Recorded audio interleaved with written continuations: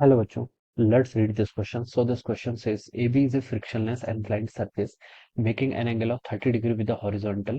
A is 6.3 meter above the ground while B is 3.8 meter above the ground. A block slides down from A initially starting from the rest. Its velocity of the block on reaching B. जब block आपका B पर पहुंचाएगा तब हमें बताना है कि इसकी वेलोसिटी कितनी होगी। ठीक है, तो देखिए बच्चों, इस क्वेश्चन का की कॉन्सेप्ट आप क्या लिख सकते हैं। इस क्वेश्चन का देखिए की कॉन्सेप्ट, देखिए हमें क्या बतानी, velocity on reaching point B point पर जब ये पहुंचेगा तो हमें इसकी वेलोसिटी बतानी है। ए पॉइंट पर क्वेश्चन में बोला गया कि it starts from the rest, initially starting from the rest, यानी कि ए पॉइंट पर इसकी इनिशियल वेलोसिटी जीरो थी।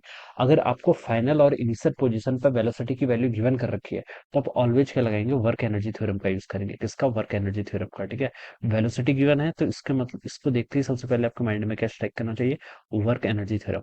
अब बच्चों, वर्क एनर्जी थ्योरम बोलते क्या है?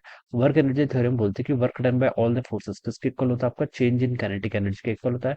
और चेंज हो गया आपका फाइनल काइनेटिक एनर्जी माइनस आपका initial kinetic energy. Alright, this is the statement. अब क्वेश्चन में देखिए आपका ब्लॉक देखिए ऐसे मूव कर रहा है, ठीक है, किसी एनक्लाइंड के अलोंग। इस पर देखिए कौन कौन से फोर्स लग रहे हैं। सबसे पहले इस पर देखिए mg का फोर्स लेगा, फोर्स ऑफ ग्रेविटी mg से डाउनवर्ड डायरेक्शन लेगा। दूसरा फोर्स देखिए इस पर एक ऐसा नॉर्मल का फोर्स लेगा। ठीक है, सरफेस आपकी फ्रिक्शन लेस है तो कोई फ्रिक्शन का फोर्स तो बिल्कुल नहीं लगेगा। ठीक है, तो यहाँ पर दो ही टाइप के फोर्सेस लगेंगे। ठीक है, अब देखिए ब्लॉक क्या कर रहा है, डिस्प्लेसमेंट कर रहा है, नीचे की तरफ है। ठीक है, देखिए mg फोर्स क्या है, कांस्टेंट फोर्स, और कांस्टेंट फोर्स का वर्क डन सिर्फ आपका इनिशियल और फाइनल क्या पोजीशन पर डिपेंड करता है। It is not path dependent, ये आपका पाथ डिपेंड नहीं होता है, इनिशियल और फाइनल पोजीशन पर डिपेंड करता है। ठीक है, ये आपका ग्राउंड है, मान लीजिए दिस इज द ग्राउंड। ठीक है, ग्राउंड से लेकर यहाँ तक की हाइट कितनी देर की है, आपको 3.8 मीटर के इक्वल देर की है। और ये टोटल हाइट यहाँ से लेकर यहाँ तक, ये हाइट कितनी देर की है आपकी, 6.3 मीटर के इक्वल देर की है। ठीक है, अब बच्चों देखिए, अगर मैं यहाँ पर रेफरेंस लेवल मान लेता हूँ, ठीक है, this is the level where I have assumed potential energy is equal to zero.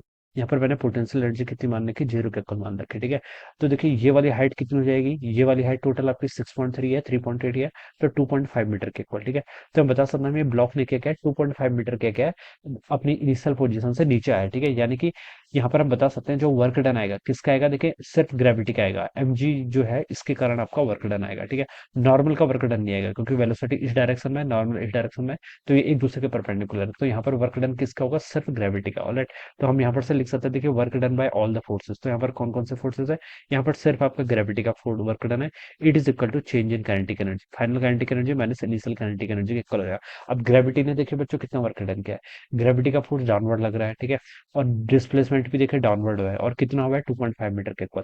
तो ग्रेविटी का वर्क डन यहाँ पर पॉजिटिव आएगा, और कितना होता है, mg इंटू एच के इक्वल, mg इंटू आपका h। ठीक है, this is the work done by the gravity. ये किसके इक्वल होगा, change in kinetic energy. Initially आपका देखिए रेस्ट से स्टार्ट हुआ, क्वेश्चन में बोला गया तो इनिशियल वेलोसिटी जीरो, यहाँ पर पहुंच के इसकी फाइनल वेलोसिटी की कुछ वैल्यू होगी, मान लीजिए वो v के इक्वल है। ठीक है, तो हम लिख सकते हैं चेंज इन काइनेटिक एनर्जी क्या होता है, फाइनल, फाइनल हो जाएगा आपका हाफ m v का square minus initial kinetic energy. Initially it was at rest, so initial kinetic energy किसके, जीरो के इक्वल।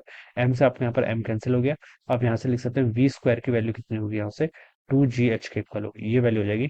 और v को हम लिख सकते हैं under root of 2gh, v कितना हो जाएगा आपका, अंडर रूट ऑफ 2gh के इक्वल।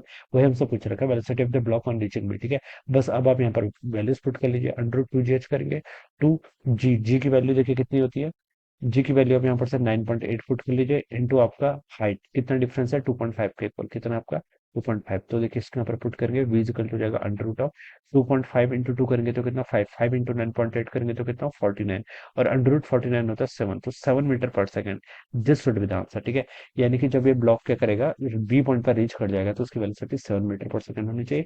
यानी कि फर्स्ट ऑप्शन क्या होना चाहिए, आंसर आपका करेक्ट होना चाहिए। So this must be the right answer of this question. ये क्या होगा, इस क्वेश्चन के करस्पॉन्डिंग आपके यहाँ से करेक्ट आंसर हो जाएगा। Alright, so this will be the answer. So I hope you all understood this concept. All the best and thank you so much.